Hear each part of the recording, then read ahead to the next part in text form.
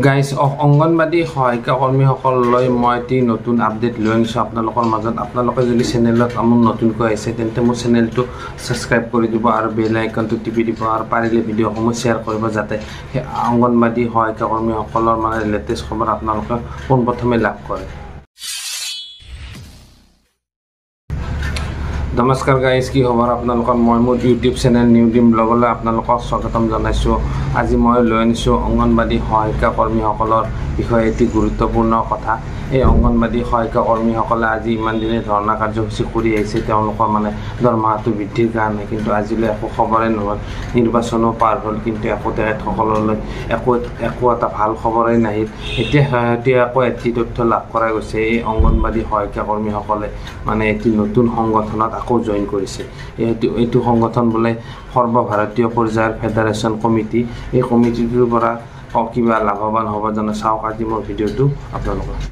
প্ৰথমতে অংগনবাদী সদৌ অসম অংগনবাদী সন্থা চিটুৰ লগত, তাৰে পিছত আকৌ এটি অংগনবাদী নলবাৰীত নতুনকৈ কমিটি গঠন কৰা হয়। এতিয়া আকৌ শুনা পালোঁ এতিয়া সৰ্বভাৰতীয় পৰ্যায়ত 5জন অংগনবাদী সহায়িকা কৰ্মীয়ে জইন কৰিব। এই সমিতিসমূহ বনাই থাকিলে আপোনালোকৰ কিবা লাভ হ'ব জানো? সমিতিৰ ওপৰত সমিতি।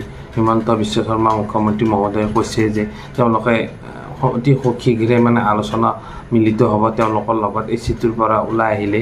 আৰু এতিয়া আপোনালোকে এনেকুৱা কৰিছে, সমিতিৰ ওপৰত সমিতিত জইন কৰি আছে। আগতে তেখেতসকলৰ আলোচনাত আপোনালোকে মিলিত হৈ লওক।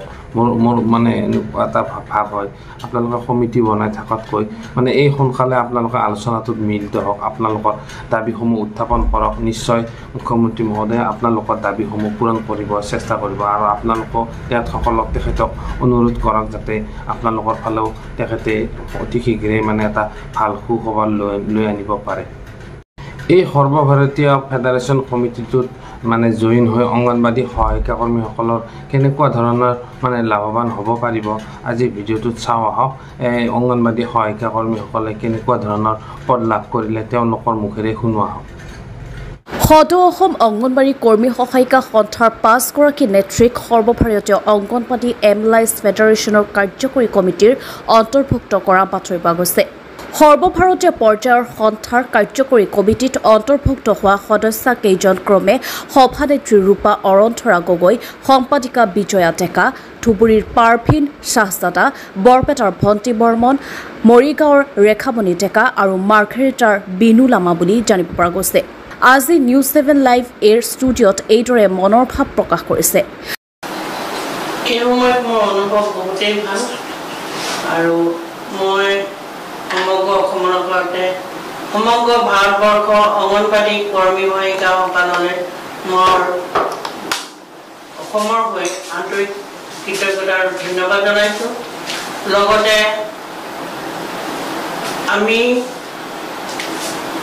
অল ইণ্ডিয়া অংগনবাড়ী এমপ্লয়িজ ফেডাৰেশ্যনৰ হৈ মোক আজি যিটো দায়িত্বভাৰ তেওঁলোকে জাপি দিছে বা তেওঁলোকে মোক দিছে,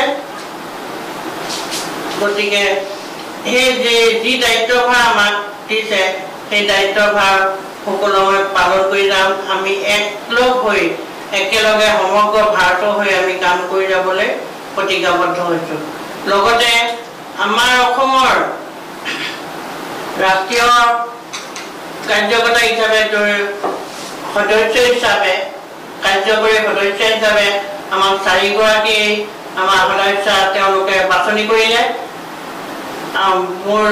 আমাৰ অসমৰ সদৌ অসম অংগনবাড়ী কৰ্মী সহায়িকা সন্থাৰ সাধাৰণ সম্পাদিকা বিজয়া ডেকা বাইদেউ সাধাৰণ সদস্য হিচাপে, লগতে পাৰভিন শ্বাহজাদা সদস্য কাৰ্যকৰী সদস্য,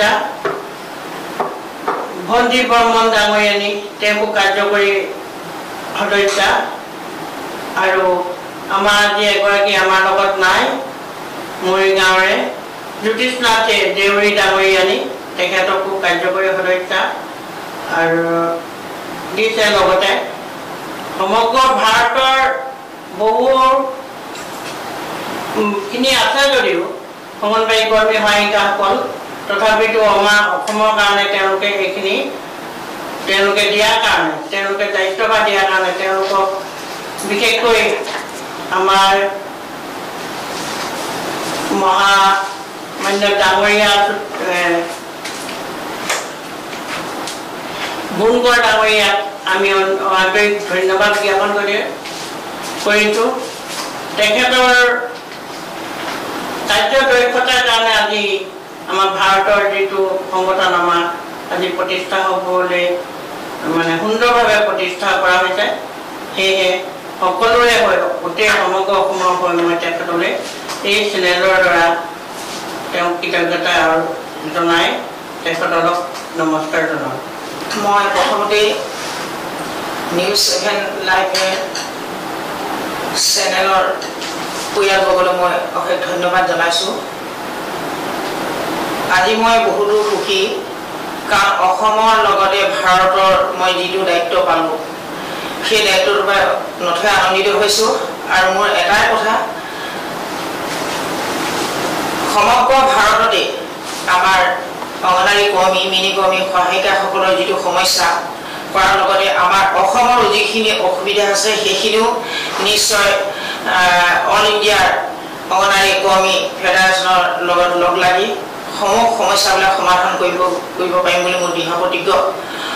আৰু মই সমগ্ৰ অসমৰ কৰ্মী, মিনি কৰ্মী, সহায়িকাসকলক মই কাম কৰিবৰ কাৰণে তেখেতসকলে যাতে আমাৰ সদৌ অসম কৰ্মী সহায়িকা সন্থাৰ সন্মানীয় সভানেত্ৰী মহোদয় ৰূপান্তৰ গগৈ যিহেতু আমাৰ অল ইণ্ডিয়া টিমত তেখেতক ভাইচ প্ৰেচিডেণ্ট হিচাপে নিৰ্বাচিত কৰিছে, আৰু আমাৰ যি 4গৰাকী কৰ্মীক সেই অল ইণ্ডিয়া টিমত কাৰ্যকৰী মেম্বাৰ হিচাপে নিৰ্বাচিত কৰিছে, তাত আমি অশেষ মানে আনন্দিত হৈছোঁ। আৰু সেই অল ইণ্ডিয়া টিমকো আমি ইয়াৰ পৰা অজস্ৰ প্ৰণিপাত জনাইছোঁ এইখিনি সুবিধা দিয়া। ধন্যবাদ। এমলাইজ ফেডাৰেশ্যনত আমাৰ অসমৰ হৈ আমাৰ সদৌ অসমৰ সভানেত্ৰী বাইদেউ ৰূপা আন্ধাৰা বাইদেউ ভাইচ প্ৰেচিডেণ্ট হিচাপে নিৰ্বাচিত কৰাৰ বাবে আমি নথৈ আনন্দিত হৈছোঁ। লগতে আমি আৰু আনন্দিত হৈছোঁ যে আমাৰ ইয়াৰে পৰা 4গৰাকী সদস্য তেওঁলোকে নিৰ্বাচন কৰাৰ বাবে। আৰু আমি সদৌ অসমৰ হৈ কাম কৰি আছোঁ আৰু সদায় আমি তেওঁলোকৰ লগত সহায় সহযোগ কৰি কাম কৰি যাম বুলি আমি প্ৰতিশ্ৰুতিবদ্ধ হৈছোঁ। তো গাইজ, ভিডিঅ'টো যদি ভাল লাগিছে তেন্তে মোৰ এই নিউ ডিম ব্লগ চেনেলটো আপোনালোকে ছাবস্ক্ৰাইব কৰিব আৰু মোৰ ভিডিঅ'সমূহ শ্বেয়াৰ কৰিব, যাতে প্ৰথমে মানে অংগনবাড়ীৰ শেহতীয়া খবৰসমূহ লাভ কৰিব পাৰে। আজিলৈ ভিডিঅ'টো মই ইমানতে সমাপ্ত কৰিছোঁ। আৰু ভাল ভাল ভিডিঅ' মই আপোনালোকৰ মাজত মই লৈ আনিব চেষ্টা কৰিম। গতিকে চাই থাকক মোৰ এই নিউ ডিম ব্লগ চেনেলটো।